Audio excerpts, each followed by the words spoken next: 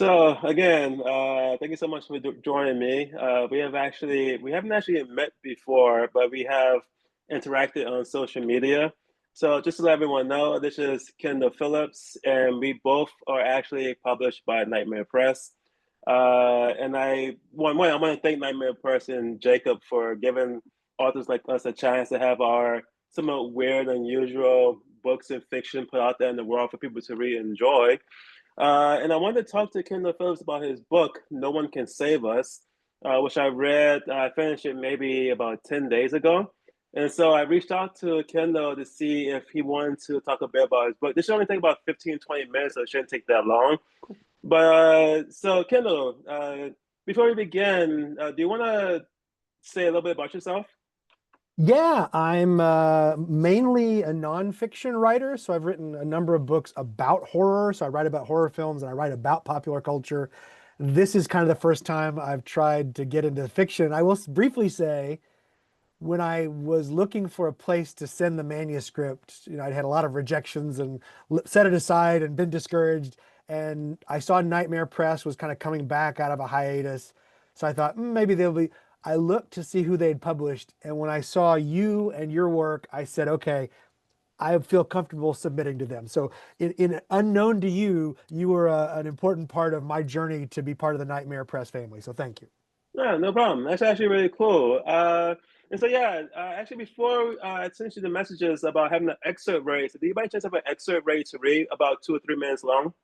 I do, yeah. If you're, and I think you'll like it because it was what I think you said this was your favorite character. All right. So actually, can you just first just say your name and then say the title of the novel and then just go ahead and read the excerpt? Absolutely. Kendall Phillips. This is from No One Can Save Us. The rough-looking white guy with the thick neck tossed him a ski mask. It was so humiliating. Turning awkwardly in the van's front passenger seat, the tough guy poked him in the shoulder with the sawed-off shotgun. Those cameras better be off, Mr. Smart Guy. Spittle dripped from his lip along with the threat. His pale skin was starting to blotch, and a bright crimson patch near his right ear highlighted the crude prison swastika tattoo. Everything is ready.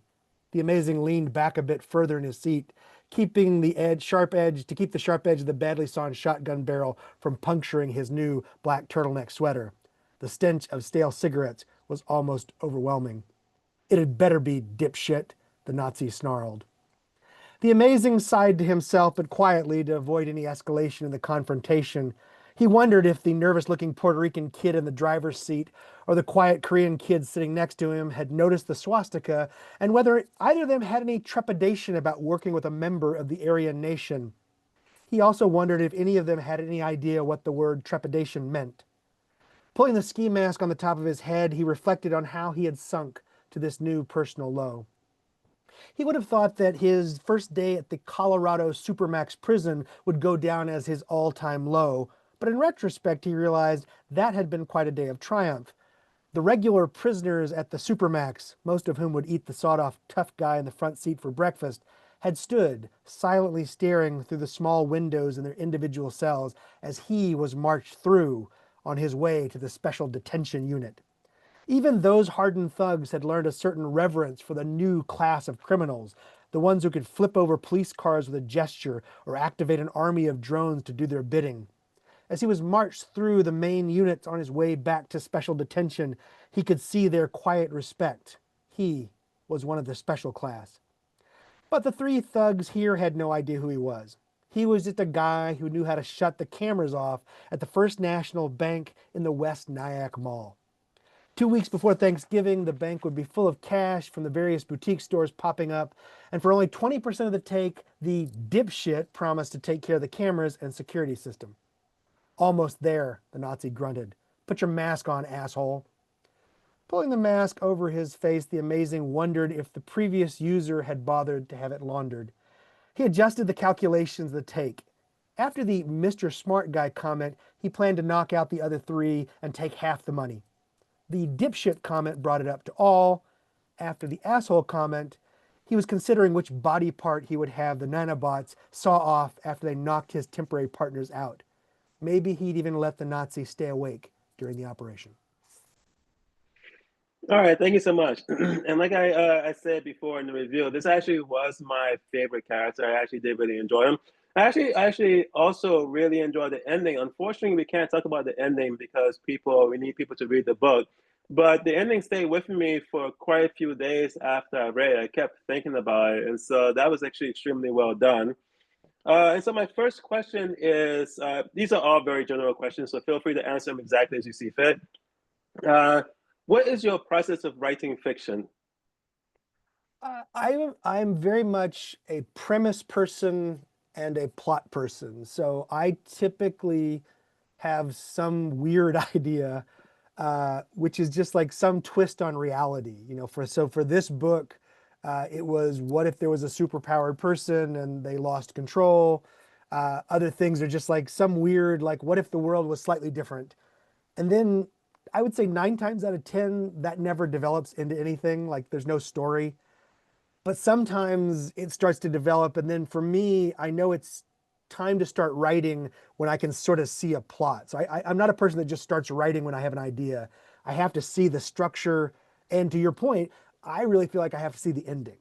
Now, that doesn't mean the ending always stays. Sometimes it moves a little and changes, but I kind of have to have a destination. I don't want to end up trying to figure out how it ends. So for me, it's very much starting with a weird premise, figuring out who the characters are, and then seeing if anything can develop something like a 3 act structure to get to some ending that I feel like, okay, yeah, that's the place to stop. So that's kind of the way I go at it. But then the the actual writing down portion. So do you write on a pencil and paper first? Do you just go straight to the computer, tablet, phone? Like, what's your actual process of putting down words? Putting down words. Yeah, so I typically do a lot of outlining, and that I do by hand. So I've got lots of scrawled notes of, like scenes or kind of, and I do tend to sort of structure them. Sometimes I'll actually put scenes on note cards and put them on a wall so I could sort of see the flow. And particularly for this book and for some other things I'm writing, I have multiple character points of view. So each chapter is kind of a different character point of view. So I kind of lay those out so I can visually look and see how the plot flows and whose point of view is best for this scene and to move the whole plot forward. Then once I see it, I write. I'll say I write by laptop. My handwriting is so bad, Todd. Like even after I outline something, I sometimes look and think I don't know what that says. I just wrote it, but I don't know. So I'm very much sort of sit. But I'm definitely a person that doesn't start putting my fingers to the keys until I can sort of see the whole structure. That's when I feel comfortable to start actually. But I'm very much a typer. All right, and then the final question on this. So maybe you don't even remember, but do you remember the very first scene you wrote? I know it's probably been edited and changed and all this kind of stuff, but do you remember the very first scene you wrote for this book? Yes, and it is in the delete file. It is somewhere in the trash. I would say the toughest part of this book for me was the opening chapter. And it was really trying to figure out how do I introduce people to a world with superheroes and something like monstrous evil potentially lurking in the background in a way that was familiar, like people sort of know the Superman trope and Lois Lane and all those sorts of things, but it didn't just feel like rehashing another comic book movie or something. So the first scene I wrote was actually a scene with Adam, who is the sort of main superhero protagonist in some ways in the book, or one of the protagonists in the book. Uh, and I wrote this whole chapter. And then as I wrote further, I realized that chapter was garbage. So that scene just had to go away. And the whole thing got rewritten. But I do remember it was somehow important. I do think it was important for me to have that first line in my head, that first moment, that first image that opened up the novel. And then later it had to go. So Okay, and then you've actually spoken about it quite a bit now, but if you want to add anything else, want to elaborate further, what is this novel about?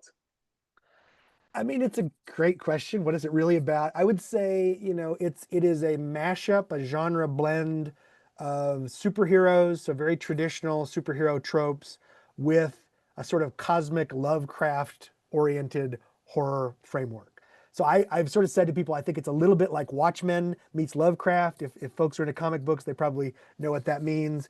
Um, I do think maybe and hope it's about more than just that. I mean, I hope it's fun and people enjoy it, but I do feel like it's about other things in relation to grief and responsibility and things like that. But it's not meant to teach a lesson. It really is meant to be a fun read about superheroes and monsters and mysteries and elder gods and that sort of stuff. So that's, I mean, in a nutshell, that's, I think, what it's about.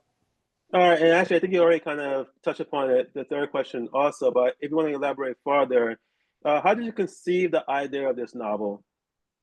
So this is a horrible story. I shouldn't tell this, but I was shopping during the Christmas holidays.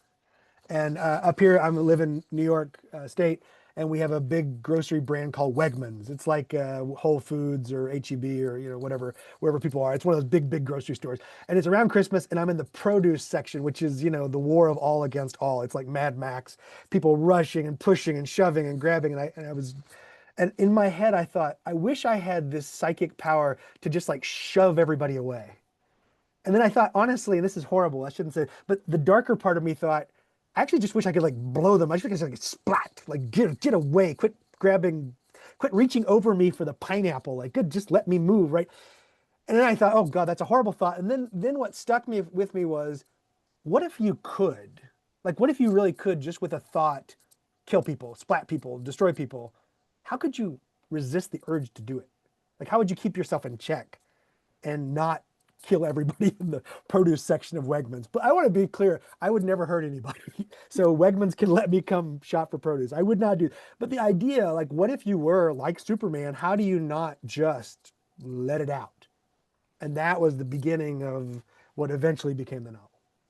All right, and then again, without getting into the secrets of the novel, the world building aspect, how did you go about doing the actual world building? So the mechanics of the superheroes, like what was that process like? Again, without getting into the ending, the mechanics of superheroes, what was that process like? It was tricky in that it was taking very familiar, like a Superman figure, a Lois Lane figure, a kind of Batman figure. But I really wanted to complicate those figures so they weren't just, cardboard cutout. I kind of wanted to think about, if you're Superman, how do you explain to your building co-op that you're cool, it's not going to hurt anything, right? Like, how do you live your normal life? And then I think, that's where it started with these kind of, and again, I grew up as a kid in the 70s and 80s, so I read all the Marvel and X-Men and, Avengers and Fantastic Four and all that sort of stuff. I was deeply invested in that. Then at some point, as I was playing with this idea, the idea of adding this Lovecraft element, which didn't make any sense. When the idea first came to me, I thought, that won't work. That's stupid. How could you possibly do that? But then it became a fixation. Like, could I blend these two kinds, this superhero genre, this Lovecraft genre, could I blend those together in a way that deepened them both and complicated them both? And that's what I tried to do. Okay, and then for me, my favorite character, of course, is the Amazing. But for you, who was your favorite character? Not only just your favorite character, but your favorite character to write. I mean, The Amazing is super fun. I mean, for those folks who get it, if you want to get a chance to read it, The Amazing is, I think, hopefully funny, pretty lighthearted, a little goofy, but not without his talent. So we'll give him some credit where credit's due. Um, I would say I loved all the characters. I would say this, the character that I started off not liking and seeing as just sort of like a thing that had to be there, that I developed a much richer appreciation for. Like, I kind of fell in love with the character, was Sarah Whalen. Sarah is a reporter. She is married to our superhero character Adam, so she's basically Lois Lane. And when I first had her in the plot, she was very much just like a figure that moved the plot forward. But for me, as I wrote her, I felt a deeper connection. Like, she kind of came to life, and she was not going to fit in her little hole. Like, she was going to get out and do things. And so I really kind of came to really appreciate her as a character. I almost feel like she wrote herself more than I wrote her. And then maybe this touches upon the next question, actually. But what part, maybe it doesn't, but what part of the novel was the most difficult to write for you? But the beginning was very hard, as I said, just trying to figure out how to get into it. I also felt like I struggled with the action sequences. There are a couple of, hopefully folks that are interested in fast-paced stuff. There are some hopefully kind of big set piece action battles and things that happen. And that was hard for me because, I wanted to keep the action moving and I wanted it fast-paced, but I also didn't want the reader confused and I didn't want to lose a sense of character in that. So I felt like that was something. And I will say here, I'm going to talk about you for a second, Todd. I don't know if this is allowed, but I just finished a solo day. I was actually on an international trip and I finished on the flight back. And I loved Solo Day. And one of the things I loved about it was the action sequences, the fight sequences are so tight and so cinematic. I was like, I wish I'd read that before I was writing mine because I feel like I would have learned lessons from you. So next time I do it, I feel like I'll feel more comfortable because I've seen how you manage it. Oh, thank you for the compliment, actually. And actually, this goes to the next question. Again, this is a general question. Answer how you want to. What tip would you give on novel writing? Yeah, I think, for me, I feel like plot, I when I read, I'm a plot person and I read a lot of fiction, dark fiction, science fiction, and horror where I feel like people kind of start with a plot and lose it and then just kind of meander around and in somewhere. That's again another thing I admired about A Soul a Day was it is such a tight plot, like everything moves and it's all very intricately. And I admire that. Like as a reader, I like to feel like the plot is like well designed and I'm sort of seeing it as like a puzzle kind of falling apart, putting kind of coming together. So that was, I feel like that's something. I also feel like the ending.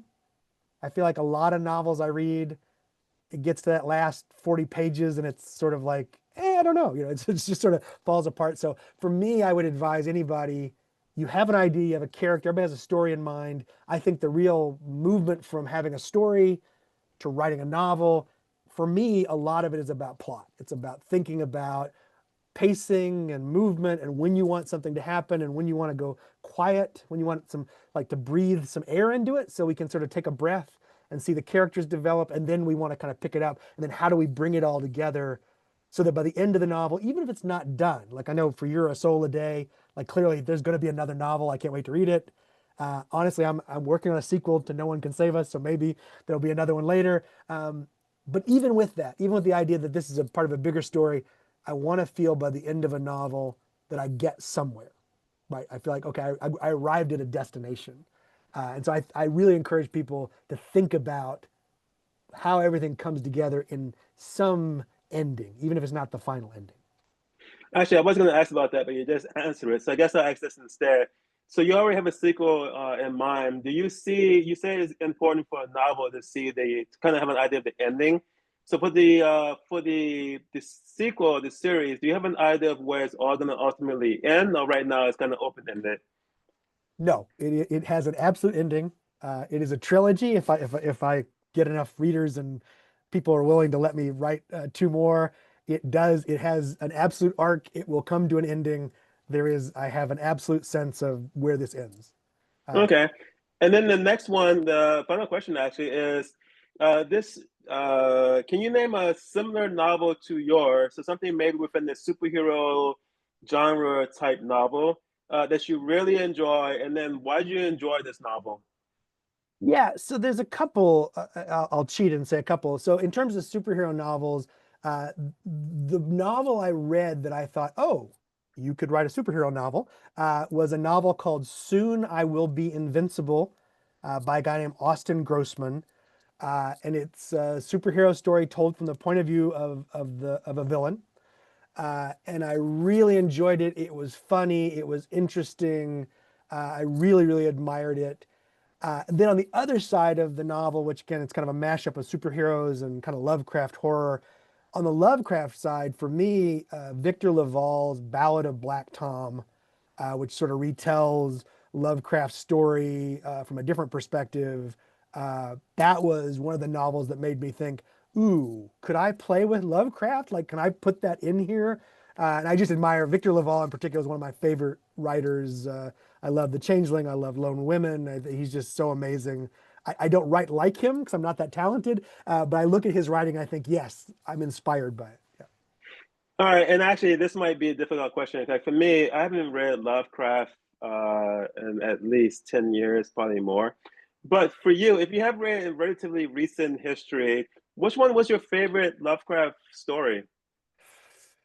Boy, it's tough because I got to say I have a love-hate relationship with Oh, Lovecraft. Like I do admire The Color Out of Space, I think is really, really good. Um, but it's hard for me to read Lovecraft because he's such a horrible, hateful human being. So I do admire the work. I actually just reread Nyarlathotep. I never know how to say these. Lovecraft. That is just a lovely little short story full of atmosphere and madness and cosmic horror and stuff. And I love his ability to do that. So those would be a couple of the Lovecraft short stories or novels I really like. I would say for me, I've actually really loved the more recent novelists like Victor LaValle or N.K. Jemisin I'm like Matt Ruff, who wrote Lovecraft Country. I've liked the people coming to Lovecraft and sort of reworking it, and I'm like they've inspired me maybe more than Lovecraft himself. okay, cool. And actually, that's it. So before we go, do you want to give a shout out? Shout out to anyone, any organization, anything you had that's coming out? So I'd like to give a shout out. Absolutely. I'll give a shout out to Nightmare Press. Thank you, Jacob and Jenny Floyd, who have given both of us a chance. There's so many great books. Todd's books are amazing. Coyote Wallace's book, American Mystic, I thought was one of the best books I read last year. Andrew Cooper's book, Noir Falling, is great. So if folks have not, if you're just a fan of Todd's, he's amazing. But you should check out Nightmare Press and look at some of the other great folks doing work there. I think it's a great bookshelf to be part of, and I'm honored to be in the group. All right, I'll actually repeat that too. I really do appreciate what Jacob's done. He doesn't really have to do it, but he does. He puts a lot of effort into it. I know that. So yeah, thank you, Jacob. Thank you, Nightmare Press, and thank you, Kendall, for doing this interview with me today, taking the time. And that's about it. And so I'm gonna stop recording now. Again, thank you so much. And now I'm gonna start recording.